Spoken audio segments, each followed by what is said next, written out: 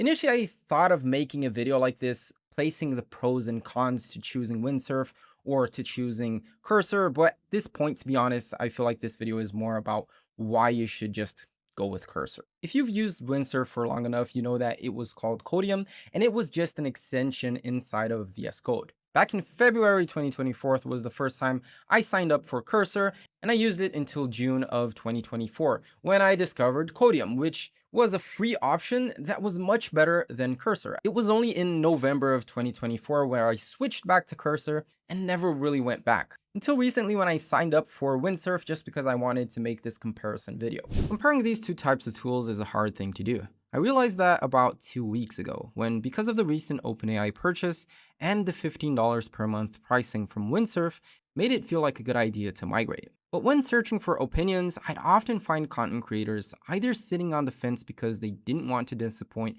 Windsurf fans, or some that just looked at the metrics and stated them without really testing neither. If you're looking for numbers or feature comparisons, here they are. In mid-2025, Cursor is $20 a month, while Windsurf is $15. Both gives you 500 prompt credits each month, but the costs of the models aren't well disclosed. As in Cursor, you'll get the O3 model from OpenAI for just 1 token per request, while in Windsurf it's 10 tokens per request for the O3 model. The absolute current best LLM for coding, Claude 4.0, costs 0.75 tokens in Cursor. By the way, don't expect it to be this price forever, this might be a temporary promo. While in Windsurf, the Claude 3.7 Sonnet model costs 1 token. Gemini 2.5 Pro is the only significant model I've noticed being cheaper in Windsurf at 0.75 tokens against 1 token from Cursor. Now, if your tokens expire in Cursor, you can toggle the max mode and it will charge you the provider's API cost plus a 20% margin.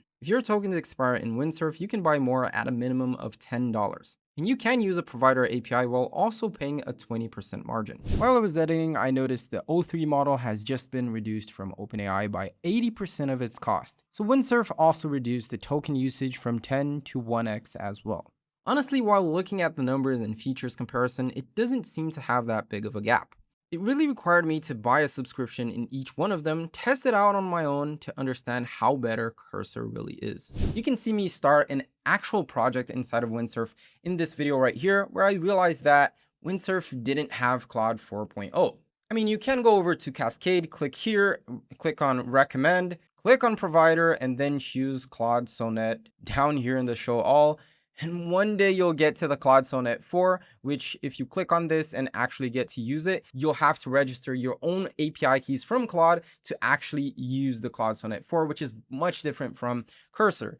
And that probably happened because of this right here. Windsurf, the popular vibe coding startup that's reportedly being acquired by OpenAI, says Anthropic significantly reduced its first-party access to its Claude 3.7 Sonnet and Claude 3.5 Sonnet AI models. So probably because it was acquired by OpenAI, it doesn't make sense for a rival of OpenAI to be providing its own LLMs over to a competitor's tool. But some people will still argue that despite not being able to use the Claude Sonnet models, you can still use like the O3 model from OpenAI, which is just as good as coding as Claude, which I don't really agree on, but it is a pretty good model and it should be able to do minor tasks like CRUD operations.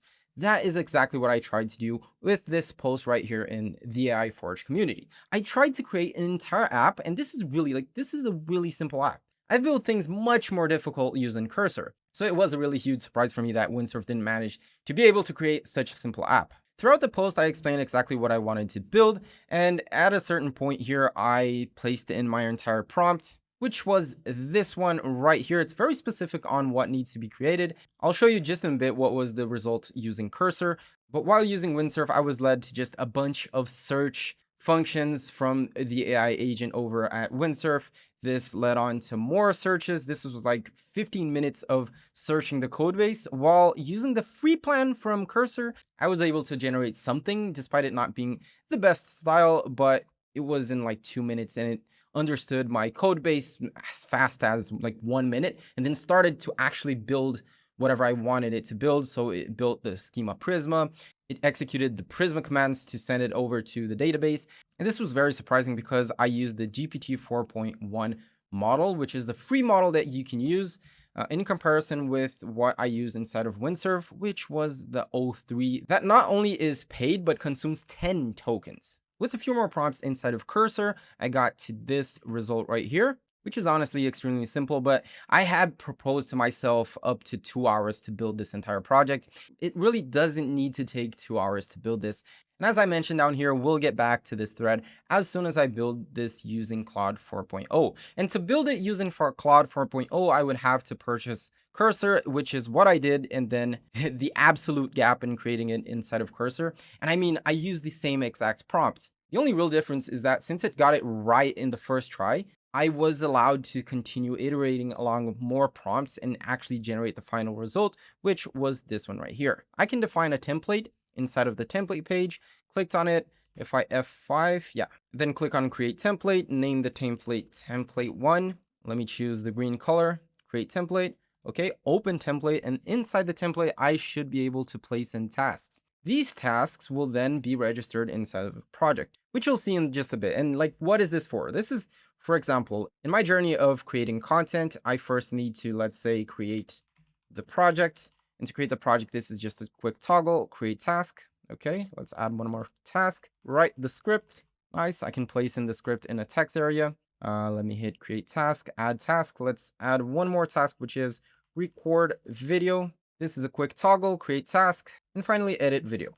For the edit video, let's also place in a toggle. Now I can click to head back to the projects page, click on create project, project test, and I'll now select the template that I just created, create project, open project. And now as I go through my entire system of creating my video, I can hit create start project. This will actually start a timer right here because I can track how long I took to finish each task. Now I can just click on a quick toggle here to that I just created the project, which maybe I would build something inside of Next.js or N8N workflow. And now I have to write the script. I'll place in the script right here. This is also a pretty nice place for me to store everything that I build. Now, if I finish recording the video, I can just hit this again. And if I didn't want to edit the video, I can click on ignore, which will also complete the entire task. If I go back, you'll see that this is a task that was completed. And this was all created inside of Cursor in like 1 hour and 30 minutes. Developer-wise, this isn't that complicated. It's just CRUD operations. But for regular people that just want to vibe code it out, between Cursor and Windsurf, Cursor will definitely be the best option in this case. And AI is really hard to test. If you're used to videos explaining, well, choose this because it has this amount of processing power, it has this amount of memory, well, you have metrics to understand that. For AI assistants, especially like these AI assistants, so between these two tools, which is the best? Because at the end of the day, they can use the same LLMs. So which should I choose? Well, Windsurf seems to be much cheaper. So should I just go with a cheaper option? So naturally, people pick the cheaper options since it just appears that both will do the same thing. And this is really reinforced about people that are only using Windsurf. I have not yet met someone that uses both of them, at least lately, and doesn't agree that Cursor is just way better. Please let me know in the comment section if you disagree with me and why you disagree with me on why you should be using Windsurf to either vibe code or just code the entire project. Also, let me know if you want to see more videos like this where I build an entire app just by using an AI assistant. That is it for today. Thanks for watching, and I'll see you in the next video. Till then.